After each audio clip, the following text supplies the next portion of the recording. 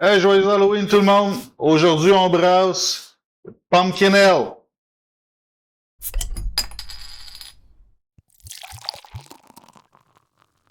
Donc, comme je disais tantôt, Pumpkin Ale aujourd'hui. Donc, je me présente, Francis Bisson, propriétaire de l'Atelier du vin à Granby. Donc, avant de commencer, je vous invite à liker ma chaîne, m'aimer, partager la vidéo, commenter. Je vous remercie d'avance. Donc, Pumpkin Ale. Donc, c'est la saison, petite bière aromatisée, super intéressant, aux épices de citrouille. Et pour le plaisir, je l'ai faite avec une courge butternut, vraiment intéressant. La vidéo est super de fun. Donc, on va y aller avec la recette, comme toujours. Brassin de 21 litres, 5,5 gallons. De quoi de très, très simple. Donc, dans ce type de départ à 1,060. Final, ça a descendu plus bas que prévu. On est à 1,011, donc ça nous donne quand même un bon 6,4% d'alcool. C'est quand même assez costaud. C'est super agréable.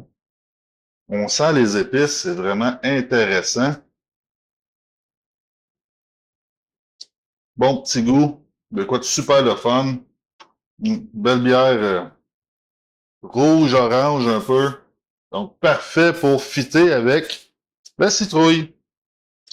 Donc, au niveau des ingrédients, belle bière super simple. On a un 4,35 kg de pale anglais.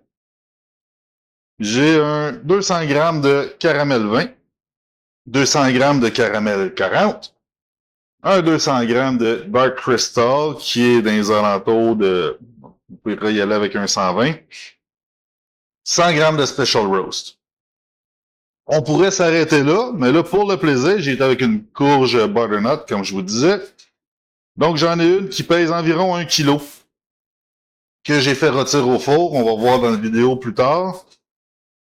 Et pour aider, pour drainer tout ça, vu que la courge, c'est quand même de quoi d'assez gommant, comme on pourrait dire, j'ai un 200 grammes d'écorderie pour aider la filtration lorsque on va avoir besoin de récolter notre mou.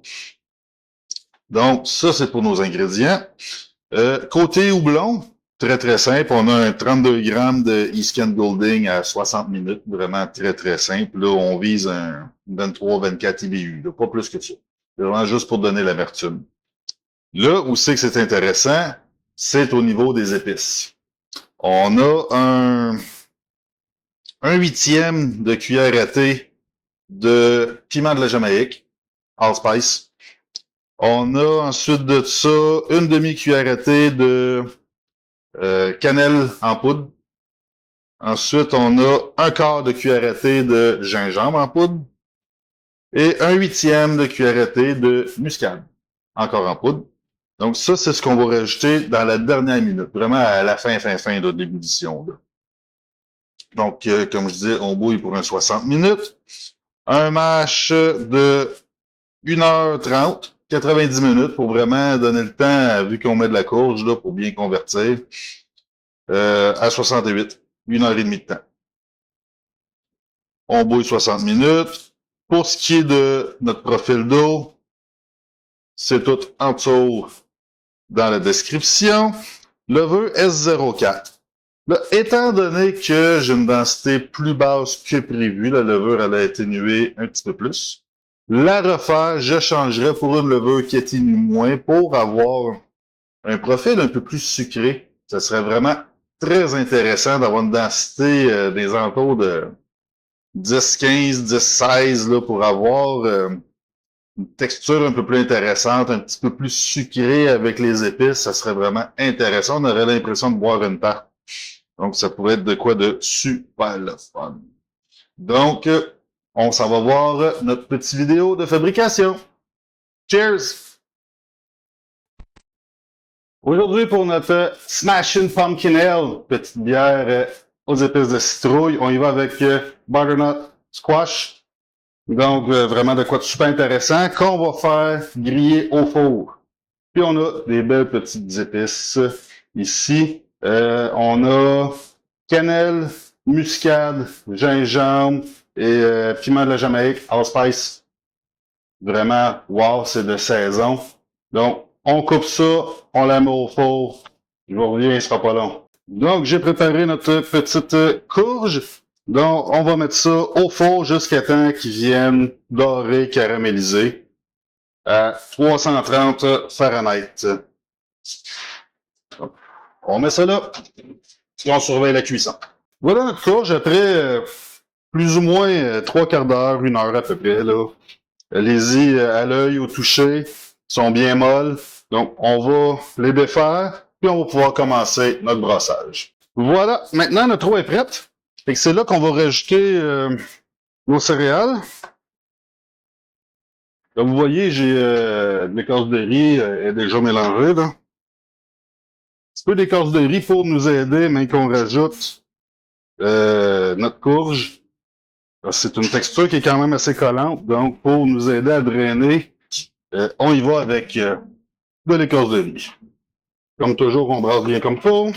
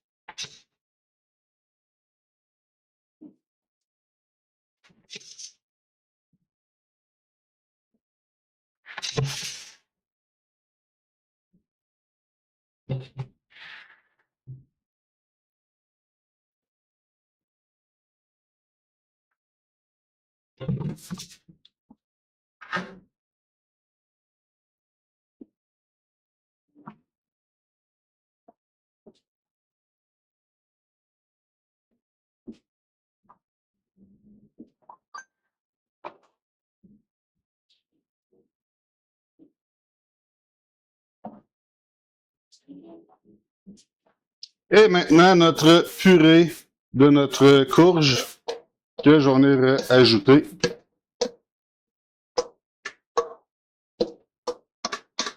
J'ai tout passé avec un pile patate, là, bien écrasé.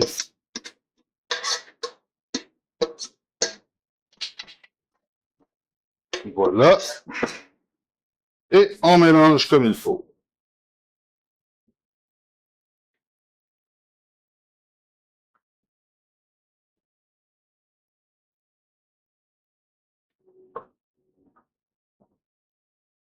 Maintenant que ah oui, tout est bien mélangé, là, on met le couvercle et on oublie ça pour 1h30.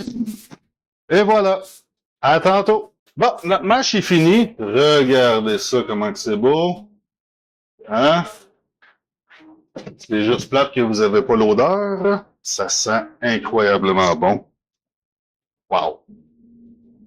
On va rebrosser un peu. Ça sent incroyablement bon. C'est fou. Donc là, ce qu'on va faire, c'est très, très simple. On va recirculer pour être sûr que notre mouille est beau. Et ensuite, on va rincer par-dessus.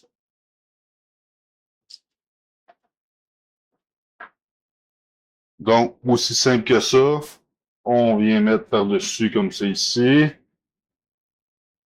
Parce qu'au départ, il y a toujours un peu de grain qui passe au travers. Donc, on veut s'assurer que notre mouille est clair, qu'il est beau.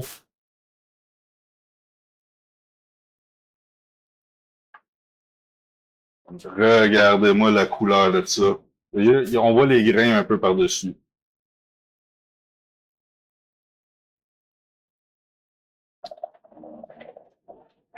L'odeur est tout simplement incroyable.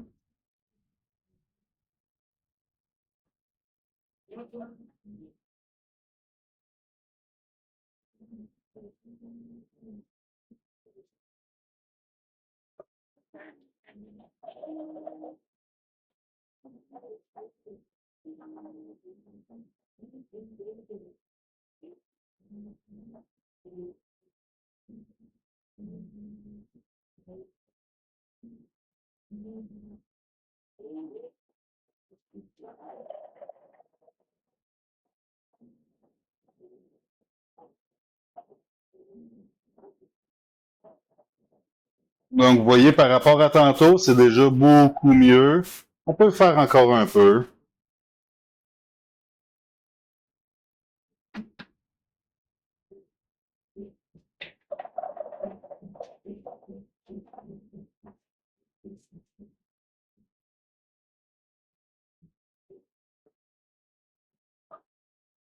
Ouais, c'est super beau comme ça.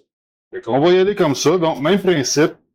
C'est juste d'ajuster la vitesse qu'on draine avec l'eau qu'on envoie par-dessus. Fait qu'une fois que j'ai fini, je vous reviens, puis ça va être le début de l'ébullition. On a atteint l'ébullition.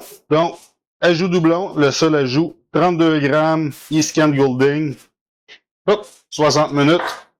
C'est parti. On est rendu à notre ajout de nos épices.